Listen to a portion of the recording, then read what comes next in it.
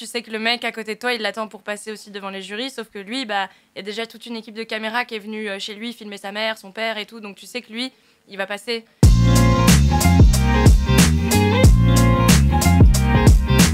Comment ça va, Emma? Bah ça va très bien, merci beaucoup de m'avoir invitée. Je suis une groupie.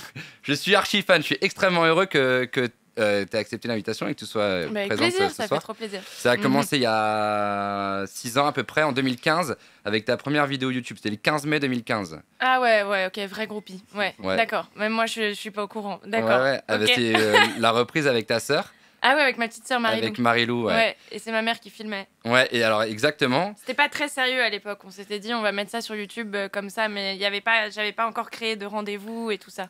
Oui, mais ce qui est drôle, c'est que tu avais déjà la décision de vouloir partager, non plus avec tes amis et ta famille, mais avec plus de monde. Sinon, tu ne serais pas allé chercher Internet. Ouais, exact. Et en fait, je crois que la vraie histoire, c'est qu'il fallait... En fait, à l'époque, je voulais participer à la Nouvelle Star et Oui. il fallait pouvoir envoyer une vidéo et il fallait pouvoir envoyer un lien YouTube. Donc, j'étais obligée de créer une chaîne YouTube pour pouvoir leur envoyer une vidéo. Et tu as fait la Nouvelle Star avec le dossard 10 837. Ok, là, ça devient flippant.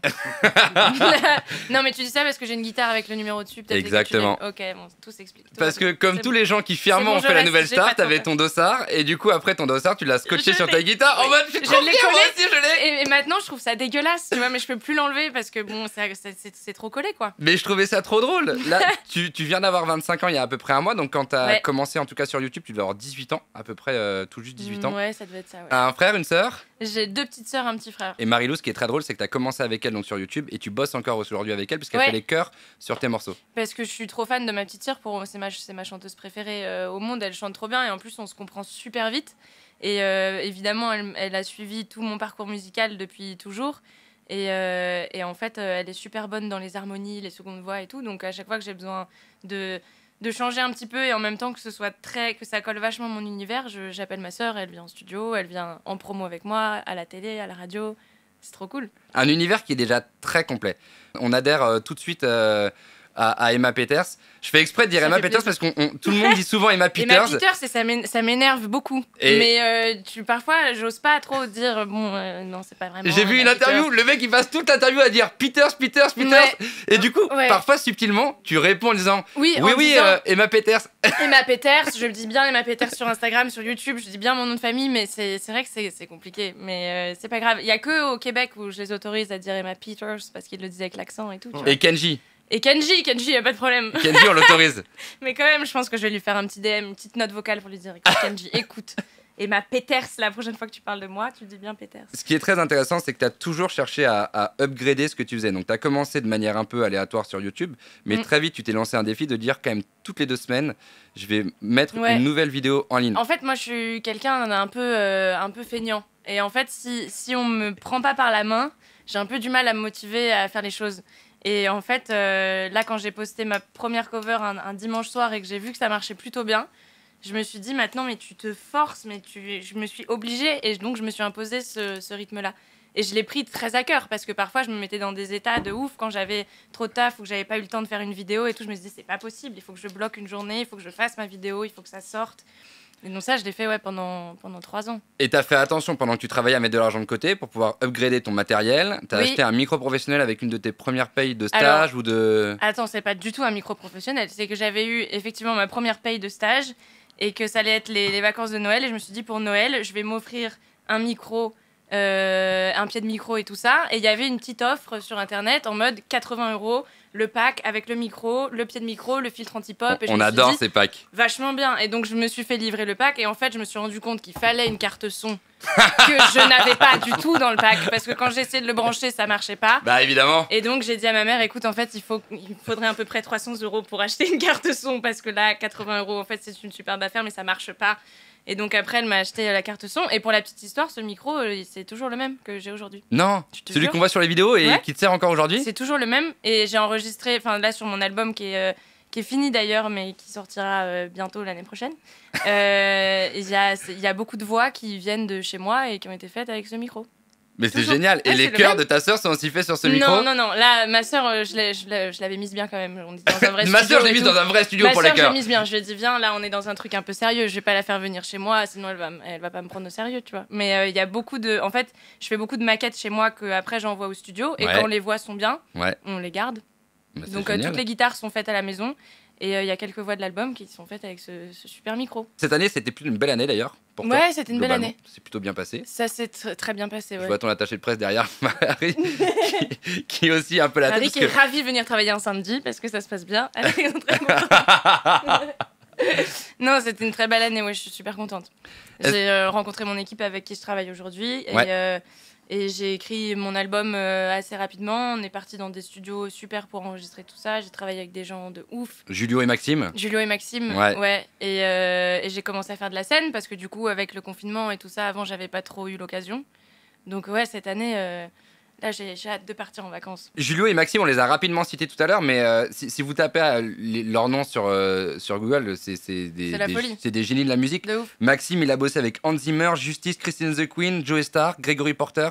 Ça ira le CV. Je pense que Mélodie Gardot aussi. Mélodie j'adore. Gardot. Camille. incroyable. J'adore. Ouais. Quand je suis allée dans son studio la première fois, il y avait que des vinyles qui étaient trop stylés et tout, d'artistes avec qui il avait travaillé. Je me suis dit, waouh, Maintenant, c'est moi. Il va s'ennuyer avec moi. Et en fait, on s'est très bien entendu. Et lui, il est très très bon dans la prise de voix. Et comme moi, je fais très attention aux prises de voix aussi.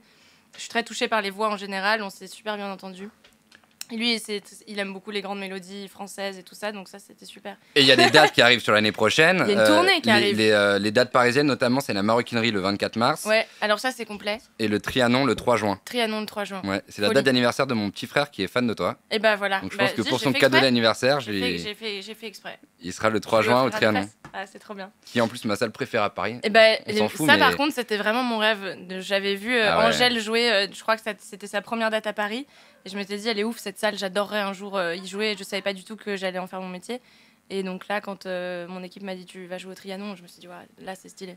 J'aime beaucoup que tu parles d'Angèle parce que quand j'ai travaillé l'interview, parce qu'on fait pas que boire une bouteille, on a quand même un peu bossé. Non mais c'est vrai. J'ai quand même le numéro du dossard de la Nouvelle Star. C'est vrai. Je trouvais qu'il y avait des points communs avec Angèle. Évidemment, le fait d'avoir démarré sur les réseaux. Et Ouais, mais ça on est nombreux maintenant. Oui, et en plus, vous avez été nombreux à avoir été forcés à le faire parce que on en parlait avec David Voinson la semaine dernière, mais toute cette jeune génération qui est arrivée et qui s'est pris le Covid dans la tête, mais en fait, ça a coupé les scènes ouvertes, Ouais, tous les plateaux sur lesquels on pouvait se développer avant pour se faire connaître. carrément. Et du coup, évidemment, les réseaux, c'est devenu un palliatif, mais en ouais. plus, c'est devenu indispensable puisque, en fait, pendant le Covid, il n'y avait plus que ça. Ouais, et puis même pour communiquer avec les gens, pour rencontrer du monde. Enfin, je pense que tout passe par les réseaux sociaux. Et il y a plein de gens, moi je vois les déjeuners avec les grands-parents et tout, ils comprennent pas trop, ils se demandent un peu ce qu'on fait avec le téléphone tout le temps à la main. Mais enfin, moi, sans les réseaux sociaux et sans les gens surtout qui sont derrière leur écran, et les partages et les likes et tout ça, je serais pas là aujourd'hui. Donc je pense que c'est indispensable. Et tu prends ça très à cœur, Ouais, j'adore. Ah oui, je prends ça très à cœur. Je regarde tous les messages et tout. les retours. Je réponds super vite. Genre, dès qu'il y a une notification, je suis complètement accro, en fait. Mais j'adore ça, ouais. Je veux revenir aussi sur ton parcours musical parce qu'il est extrêmement riche. Tu as une manière de jouer guitare un peu bossa nova parce que tu as eu un apprentissage de guitare classique. Là, j'ai fait 10 ans, presque 10 ans de guitare classique avec un prof qui venait à la maison. Ouais, Et vraiment guitare classique, quoi. Donc, Ouais. avec des cordes en nylon. Ouais, que j'ai Ouais. toujours. Ouais. Et mais des très grandes pièces, très classiques de musique et tout, que moi j'adore. Et beaucoup de bossa nova parce que je me suis rendu compte au fur et à mesure des années que j'adorais la bossa nova. Et du coup, en fait, je pense que tout ça, ça fait vraiment partie de mon ADN et de mon jeu. Donc, je l'utilise toujours aujourd'hui pour écrire des chansons, pour reprendre les chansons des autres.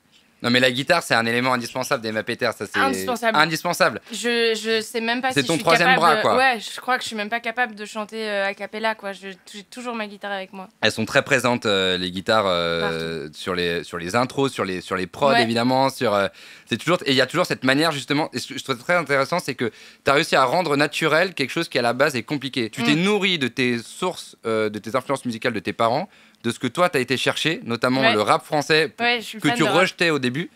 Je le rejetais pas, mais c'est vrai que ça faisait pas partie de mon éducation. T'étais un peu imperméable. J'avais des a priori, en fait, complètement débiles. Je me disais que, en fait, il y avait pas de texte, que c'était que des gros mots, que les mecs savaient pas parler, qu'il y avait pas d'histoire. Les chaînes en or et les grosses putes, quoi. Ouais, voilà, tu vois. Et c'était pas trop mon truc. Et en fait, je me suis rendu compte qu'il y avait une vérité, une sincérité dans le rap qui m'a beaucoup touchée quand je me suis mise à écouter du rap. Et du coup, j'ai fait un mix des deux. Un rap qui est assez éclectique. Parce que t'écoutes à la fois du PNL, du Damso, de L'Homme Pâle, du Luigi. Ouais. J'ai pas vu de Nekfeu. J'ai jamais repris Nekfeu, mais j'ai beaucoup écouté Nekfeu. C'est grâce à Nekfeu que je me suis mis au rap. C'est lui que j'ai écouté en tout premier, je crois. Ok, mais c'est une bonne porte d'entrée généralement. Ouais. Et un 995 avant ou non? Ça a été Nekfeu. C'était Nekfeu. Je me suis mise très tard en fait. Ouais. C'était Nekfeu. Et après, du coup, j'ai kiffé le rap et j'ai écouté beaucoup plus de rappeurs. Et L'Homme Pâle aussi. Et ce qui est fou, c'est que tout ce mélange qui t'a construit, c'est aussi ce mélange qui t'a fait exploser. Parce que du coup, t'as fait une reprise de rap de manière guitare acoustique et qui a pété avec une version électronique. Donc c'est vraiment un mix complet. C'est vrai. C'est vrai. Ouais. J'ai fait une reprise de Clandestina, l'artiste du coup que j'ai mis. Exactement. C'était un titre de Clandestina. Avec des arpèges à la guitare, qui a été remixé par un DJ russe. Donc c'est un remix d'une reprise. Non, que je connaissais pas, que j'ai toujours pas rencontré. On se parle un peu sur Insta. En russe ? Non, en anglais un peu aménagé, tu vois, parce que lui il parle pas très bien anglais, moi non plus. Mais non, on s'est jamais rencontré. Je sais pas si on se rencontrera un jour. Mais l'histoire, elle est géniale. Ouais. Elle est géniale parce qu'en fait, tu fais ça de manière complètement innocente, dans ta chambre, enfin en tout cas chez tes parents, tranquillement, avec ce rythme du coup. C'est ce rythme qui te permet aussi d'alimenter une chaîne, de créer du contenu. Et c'est parce que ce contenu est créé que derrière, par hasard, cette vidéo postée en 2017, 2 ans plus tard, est reprise. En 2019. Exactement. Et devient le hit, ton premier hit en fait. Ouais, Clandestina quoi. Ouais. Et en plus, la vidéo, elle était enregistrée n'importe comment.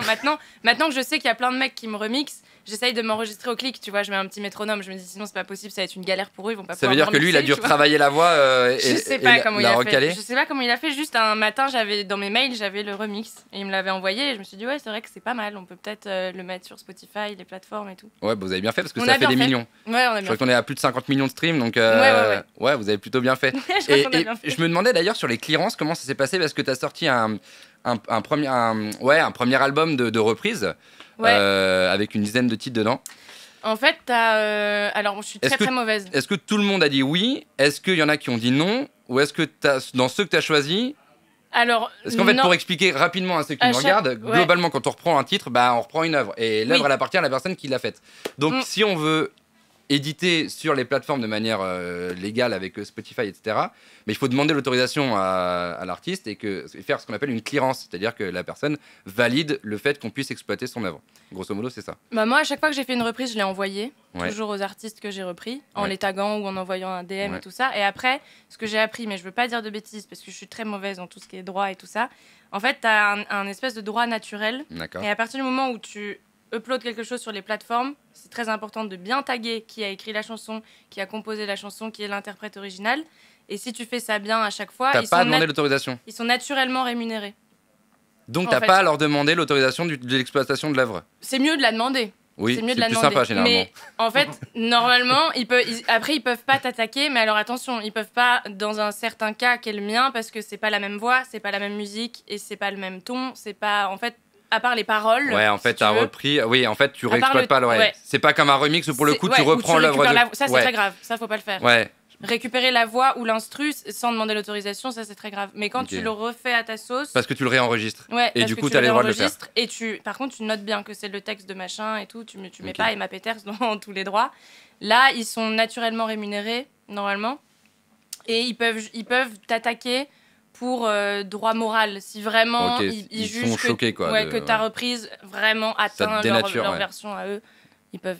Je n'ai jamais eu de problème. Non, ça je te confirme que tu peux continuer à reprendre si tu veux. À mon avis, il n'y aura pas beaucoup de problèmes. Non. Parce que tu les dénatures pas du tout, au contraire. Non, il faut bien les citer dans les crédits, évidemment. Ça, c'est hyper important. Tu leur donnes une deuxième vie, même. Je pense qu'il y a des titres que les gens ont découverts grâce à toi. Et d'ailleurs, je pense même que si Nekfeu était une porte d'entrée au rap pour toi, je pense que tu es une porte d'entrée au rap pour plein de gens aussi. Qui, c'est mon compliment préféré.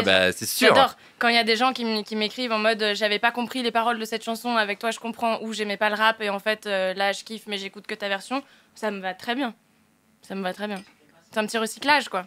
Ah bah. Mais comme ça, on profite tous ensemble des textes et tu l'écoutes de la version que tu veux, mais ça raconte la même histoire et c'est ça qui est le plus joli, je trouve, dans le rap. Pourquoi la Nouvelle Star plutôt qu'un autre télécrochet? Bon, parce que c'est celui qui te faisait rêver, non? Oui, parce que j'ai regardé La Nouvelle Star quand j'étais toute petite. Ouais. C'était le seul soir où je pouvais me coucher tard et je regardais avec mes parents dans le lit et tout, donc c'était stylé. Et parce que à l'époque, je vivais avec mon cousin et on a vu une pub passer à la télé. Et il a dit, je te préviens, si tu t'inscris pas, c'est moi qui vais t'inscrire. Et comme je suis un peu indépendante, il est hors de question que quelqu'un prenne des décisions pour moi. Je me suis dit, ok, c'est bon, je vais le faire. Mais je pensais pas qu'ils allaient me prendre. Et c'était une bonne expérience? C'était une bonne expérience, ouais. C'était un peu particulier parce que je crois que c'était la dernière année ou l'avant-dernière année, donc c'était un peu le bazar. Je crois que l'émission avait un peu fait son temps déjà. Et par contre, c'est très fatigant en fait, les émissions télé. J'y ai bossé après, donc après j'étais derrière la caméra, donc je me suis rendu compte, mais c'est vrai que c'est très stressant, c'est très long. Et déstabilisant aussi, parce qu'il me semble que du coup, tu te retrouves à chanter des morceaux qui correspondent pas forcément à ta tessiture ou à ton style musical. Ouais, alors moi je suis pas allée assez loin, hein. Je me suis fait virer assez rapidement, et finalement tant mieux. Mais ouais, après au bout d'un moment, il t'impose des chansons. Mais bon, je pense que ça peut être un challenge aussi, mais je pense que je me serais pas trop. Et ça t'a pas donné envie d'en faire d'autres derrière, de t'inscrire à The Voice ou des choses comme ça? Non, parce que pour tout te dire, j'étais un peu dégoûtée du truc parce que ça reste de la télé. Donc en fait, il y a des trucs qui sont un petit peu truqués. Et tu vois, tu sais que le mec à côté de toi, il l'attend pour passer aussi devant les jurys, sauf que lui, bah, il y a déjà toute une équipe de caméras qui est venue chez lui filmer sa mère, son père et tout. Donc tu sais que lui, il va passer. Donc c'est un peu chiant, tu vois, t'as un peu ce truc-là, et puis t'as des gens qui ont des looks un peu improbables, des cheveux rouges, des piercings et tout, tu sais qu'eux, ils vont passer. Ouais. Parce qu'ils sont plus télégéniques quelque part. Moi, j'étais juste toute seule avec ma guitare, petite blonde de Picardie, enfin voilà, il y en a plein, quoi. Donc ça m'a un peu dégoûtée. Okay. Il y avait de la moquerie un peu aussi, il y a des jurys qui se moquaient un peu des gens qui avaient des accents ou des trucs comme ça, j'étais pas très très à l'aise. Donc c'était pas finalement une bonne première expérience? C'était une expérience. C'était pas. Je sais pas si je le recommanderais pas forcément. De toute façon, l'émission est terminée. Mais si, enfin, de toute façon, toutes les expériences sont bonnes. Je pense qu'il faut apprendre. Mais bah, elles permettent de te construire et de devenir celle que t'es devenue aujourd'hui. Ouais. C'est ta base à toi. De ouf, carrément, ça fait partie de l'histoire. Quand on commence, on s'accroche un peu à du matériel. On se dit, quand j'aurai ça, je serai une professionnelle. Mais non, mais c'est ce que je te disais tout à l'heure. Moi, j'ai toujours le même matériel. En fait, toujours après, la même carte son, le même micro. Oui, voilà. En fait, après, tu te rends compte que c'est pas le matériel qui fait la personne. C'est juste ce que tu as envie de partager. Non, et en plus, en fait, je pense que quand tu commences avec un petit matériel, ou dans mon cas, t'avais pas trop les moyens d'acheter des trucs et tout, ça te force à essayer de travailler pour trouver ton son et trouver quelque chose qu'après, t'as beau avoir le meilleur micro du monde, tu retrouveras pas forcément le même son. Et moi, c'est le problème que j'ai eu quand j'ai voulu m'acheter un micro mieux. Après, quand j'ai fait 50 millions de streams, tu vois, je me suis dit, je vais m'acheter un micro bien, je le mérite. Et en fait, non, je retrouvais pas la chaleur et j'avais plus le même naturel sur la voix, donc j'ai gardé mon micro. Mais ça, je trouve ça hyper intéressant de le dire, parce que c'est vrai que souvent, on cherche à se raccrocher à des... Ouais, à se dire, j'ai pas les moyens. Mais c'est Orelsan qui disait ça. À des fantasmes. Dire que t'as pas de contact ou pas de matos, c'est un truc de victime. Exactement. Mais c'est vrai, en fait. Parce que peu importe, tu peux, quoi qu'il arrive, avec n'importe quel téléphone, tu peux faire un live sur Twitch, enfin, tu peux tout faire en vrai. C'est pas pour rien qu'on commence avec des reprises, je pense, parce que au début, pourquoi tu fais des reprises? L'idée, c'est de dire, déjà, c'est tes influences musicales. Ouais, donc et puis apprendre à trouver son style aussi. Et puis je pense que naturellement, c'est le premier truc que tu fais quand tu entends une musique qui te plaît, tu essayes en tant que musicien. Oui, parce que tu as une base qui est déjà là, puisque le morceau existe déjà. L'idée, c'est de savoir déjà comment se placer par rapport à la reprise, donc d'essayer de construire et de proposer quelque chose de différent. C'est déjà un premier socle.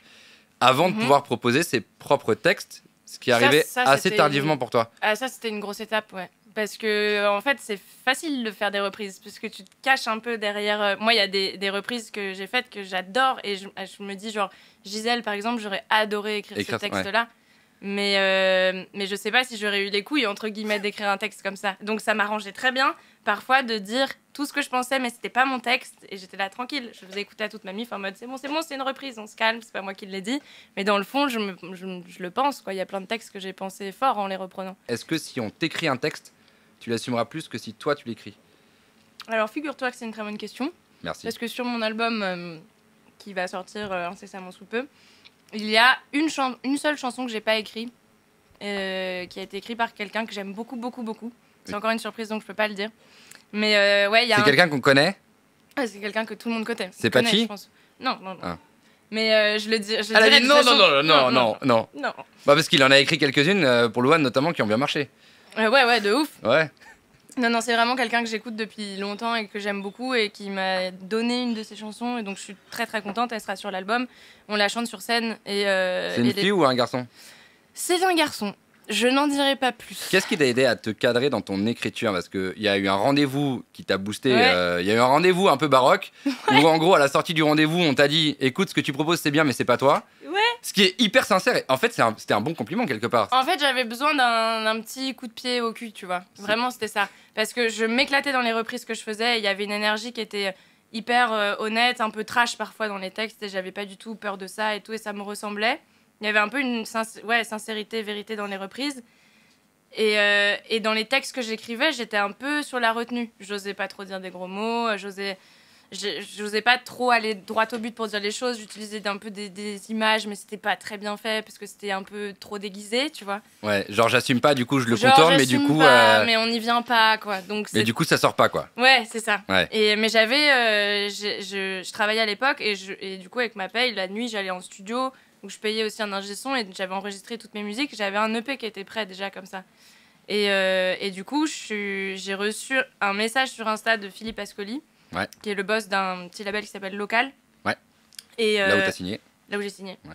Et il m'a dit, Gisèle, c'est super, est-ce qu'on peut se rencontrer et tout. À l'époque, c'était le confinement, on a fait un Zoom, on s'est très bien entendu. Et puis à la fin du confinement, on s'est rencontrés en vrai. Et donc en vrai, je lui ai fait écouter les maquettes que j'avais. Et il m'a dit, c'est bien, mais j'ai pas du tout l'énergie qu'il y a sur tes reprises et ce pourquoi je t'ai contacté. Donc rentre chez toi et on se rappelle à la rentrée. Sauf que la rentrée, rentre chez toi, c'est un peu violent. Non, mais en gros, la rentrée, c'était genre dans 4 mois. Et moi, qui était genre, encore une fois, très, tu vois, je suis très radicale dans mes positions, j'avais quitté mon travail dans le même temps. J'avais dit à mon boss, en fait, j'ai un rendez-vous dans un label, je me cache, je vais faire de la musique et tout. Donc je me suis retrouvée un peu dans la merde pendant quelques jours où, du coup, là où je pensais signer avec une carrière genre à la Céline Dion, on m'a dit, on rentre chez toi. Et mon boss qui m'a dit, bon, bah, tu veux partir, pars. Donc je suis rentrée chez mes parents. J'ai dit, bon, bah, voilà, j'ai un peu fait une connerie. Et ils m'ont dit, ok, donc c'est quoi tes plans? Je dis, je vais y arriver. Et je suis rentrée, j'ai écrit la chanson Fou. Et je l'ai envoyé du coup à Philippe et il m'a dit ok, c'est bien, là, continue. Il m'a dit continue et toutes les semaines pendant genre 2 mois je lui ai envoyé 2-3 titres par semaine et on a commencé à constituer comme un album avec toutes les démos. Et dès qu'on a été vraiment déconfinés et tout ça, qu'on a pu repartir en studio, on a tout enregistré. Allez hop, on y va, quoi. Ouais. Mais est-ce que du coup d'avoir découvert le plaisir d'assumer ses propres textes, est-ce que ça te donne moins l'envie de faire des reprises? Non. Alors, ça me donne moins le temps de faire des reprises, mais l'envie, non. L'envie, et j'écoute toujours évidemment autant de musique, et donc il y a plein de chansons que j'adore reprendre, et dès que j'ai des idées et que je trouve un peu le temps, je continuerai toujours de faire des reprises. Il y a des artistes que t'as pas repris et que t'as envie de faire? Jul, j'aimerais beaucoup. Ouais, c'est dur. Booba aussi, j'aimerais beaucoup. Donc à chaque fois qu'il y a des trucs qui sortent, j'écoute et je galère, j'ai toujours pas trouvé la musique. Bande organisée, quoi. Ouais. Je connais le maniement de mon département. Zumba, caféo, machin. C'est café carnaval. Non, ça j'aimerais beaucoup parce que c'est des rappeurs que j'adore en plus. Et ouais, Jul, je crois que j'aimerais bien reprendre Jul. C'est génial. Qu'est-ce qu'on peut te souhaiter pour la suite? Bah, de remplir ma tournée. Venez me voir en concert. Ça, je pense que ça se passe bien parce qu'il y a déjà des dates complètes. Ouais. C'est complet à la Maroquinerie, mais après, il y a plein de petites dates en France et du coup, ça va être trop cool. Et j'espère que mon album va être bien reçu, quoi. C'est ça aussi, là, ça me fait un peu rep. Est-ce qu'on a une date? Je me retourne vers Marie, du coup, mais est-ce qu'on a une date pour l'album? On n'a pas de date précise encore, mais ce sera printemps 2022. Tu ne vis que pour les caméras, les appareils photos. Et tu ne vis que pour les miroirs, le regard des autres et le Chanel Coco. Et te faire changer, oui, je sais. Mais chez toi, tout est si fake. Et tu ne jures que par les Carrera, les Ferrari, jaune et le champagne.